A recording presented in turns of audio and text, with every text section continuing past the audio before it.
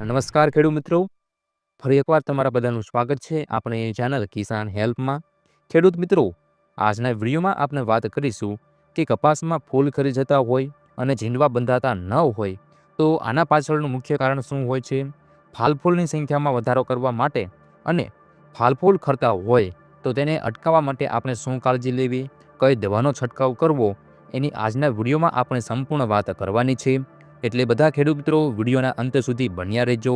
અને જે ખેડૂત મિત્રો આપણી આ ચેનલ પર નવા આવ્યા હોય તેવા ખાસ કરીને બધા ખેડૂત મિત્રો આપણી આ ચેનલને અત્યારે જ સબસ્ક્રાઇબ કરી નાખજો, કેમ કે આપણી આ ચેનલ પર આવા જ અવનવા ખેતીને લગતા વિડીયો મૂકવામાં આવતા હોય છે.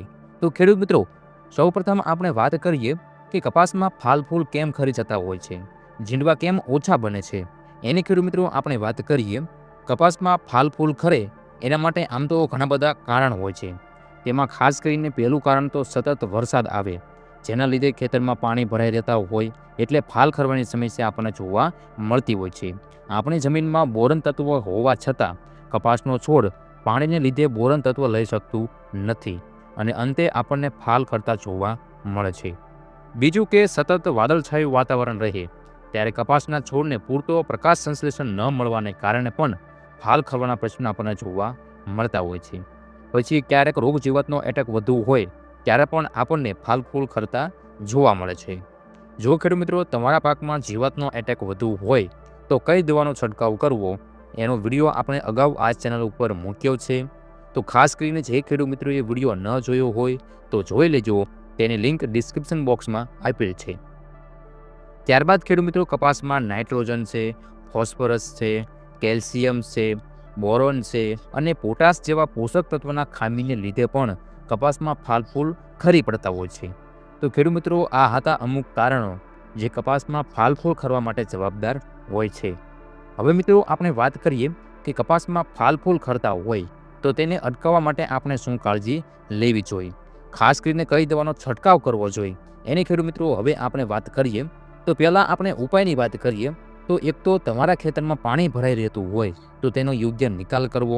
પછી યોગ્ય સમયે કપાસના પાકમાં પોષક તત્વોની પૂર્તિ માટે NPKનો છંટકાવ કરવો. એનો પણ વિડીયો આપણે અપલોડ કર્યો છે, જરૂરથી ખેડૂત મિત્રો જોઈ લેજો. હવે ખેડૂત મિત્રો આપણે વાત કરીએ, ઘણા ખેડૂત મિત્રોને ફાલમાંથી ઝીંડવા ઓછા બનતા હોય તો આવા ખેડૂત મિત્રોએ આપણે કઈ દવાનો છંટકાવ કરવો જોઈએ જેથી કરી આપણને ફાલફૂલની સંખ્યામાં વધારો થાય અને જે આપણા કપાસના ફાલફૂલ ખરતા હશે તો તે અટકી જશે અને ઝીંડવાની સાઇઝમાં પણ વધારો થાય. તો એના માટે આપણે ખાસ કરીને કૃષિ સહાય કેન્દ્રનું ચમક સુપર ગ્રો કરીને એક દવા આવે છે.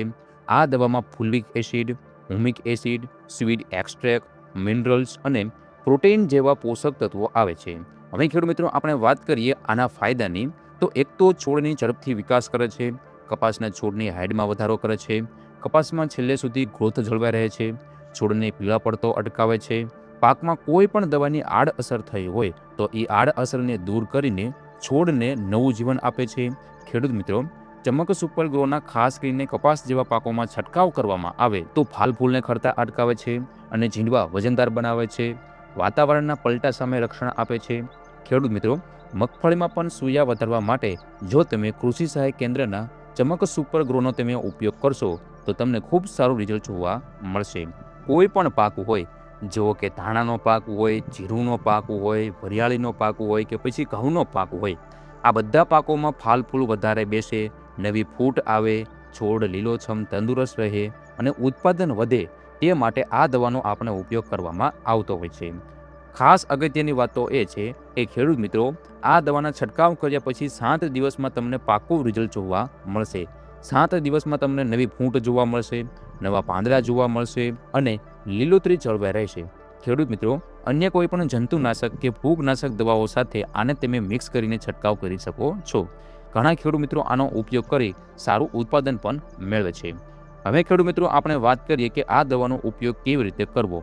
તો ખેડૂત મિત્રો, તમારે પ્રતિ પંપમાં 25 થી 30 ગ્રામ ચમક સુપર ગ્રો નાખીને છંટકાવ કરી શકો છો અથવા તો તમે જમીનમાં 1 એકર દીઠ 500 ગ્રામ આપી શકો છો. આ ચમક સુપર ગ્રોનું 500 ગ્રામનું એક પેકેટ આવશે, જેમાંથી ખેડૂત મિત્રો 20 પંપ થશે. બીજો છંટકાવ તમારે 15 થી 20 દિવસના ગાળામાં કરશો તો તમને ખૂબ સારું રિઝલ્ટ જોવા મળશે. ખેડૂત મિત્રો, તમારે પણ જો કપાસમાં ફાલફૂલ કરતા હોય તો તમે એકવાર જરૂરથી કૃષિ સહાય કેન્દ્રનું ચમક સુપર ગ્રો જરૂરથી વાપરજો. ખેડૂત મિત્રો, તમારે પણ જો આ દવાની ખરીદી કરવી હોય તો સ્ક્રીન ઉપર જે નંબર આવે છે તેનો તમે સંપર્ક કરીને આ દવાની ખરીદી કરી શકો છો. ખેડૂત મિત્રો, હવે આપણે વાત કરીએ કપાસમાં ફાલફૂલ વધારવા અને ફાલફૂલ ખરતા હોય તો એને અટકાવવા માટેનો દેશી ઉપાય એટલે કે ખાટી છાશ અને તાંબાનો પ્રયોગ. આ માટે તમારે 5 લીટર ગાયની જૂની ખાટી છાશ લેવાની છે અને એ છાશમાં તમારે તાંબાનો જૂનો ટુકડો, તાર હોય કે પછી લોટો હોય તાંબાનો, એ તમારે મૂકી દેવાનો છે. કેટલા દિવસ? 4 થી 5 દિવસ માટે. અને આ તમારે 4 થી 5 દિવસ માટે તમારે છાશમાં નાખી અને છાંયડે ઢાંકીને તમારે મૂકી દેવાનું છે. ત્યારબાદ 5 દિવસ પછી તાંબુ બહાર કાઢી લેવાનું છે. આ પ્રક્રિયાથી છાશમાં કુદરતી લેક્ટિક એસિડ, કેલ્શિયમ અને ઓર્ગોનિક કોપર તૈયાર થાય છે, જે ચાંપવાની દાંડી મજબૂત બનાવી ફાલ ખરતો હોય તો એને અટકાવે છે, નવી કળીઓ પુષ્કળ બેસાડે છે અને ફૂગ સામે પણ રક્ષણ આપે છે. હવે પ્રમાણની વાત કરીએ તો આ દ્રાવણને તમારે 15 લીટરના એક પંપમાં 400 થી 500 ml નાખીને તમે ઉપયોગ કરી શકો છો, અથવા કપાસના પાકમાં છંટકાવ કરશો તો તમને ખૂબ સારું રિઝલ્ટ જોવા મળશે. તો ખેડૂત મિત્રો, આજના આ વિડીયોમાં આપણે માહિતી મેળવી કે કપાસમાં ફાલફૂલ શેના કારણે ખરે છે અને એને અટકાવવા માટે આપણે શું કાળજી લેવી, એની સંપૂર્ણ માહિતી આપણે આજના વિડીયોમાં. ખેડૂત મિત્રો, માહિતી ઉપયોગી લાગી હોય તો વિડીયોને એક લાઇક કરી દેજો. સાથે સાથે અન્ય ખેડૂત મિત્રોને પણ આ વિડીયો શેર કરવાનું ભૂલતા નહીં. હવે ખેડૂત મિત્રો, આપણે મળીશું એક નવા વિડીયોમાં નવી માહિતી લઈને. ત્યાં સુધી તમારા બધાનો ખૂબ ખૂબ આભાર. જય જવાન, જય કિસાન.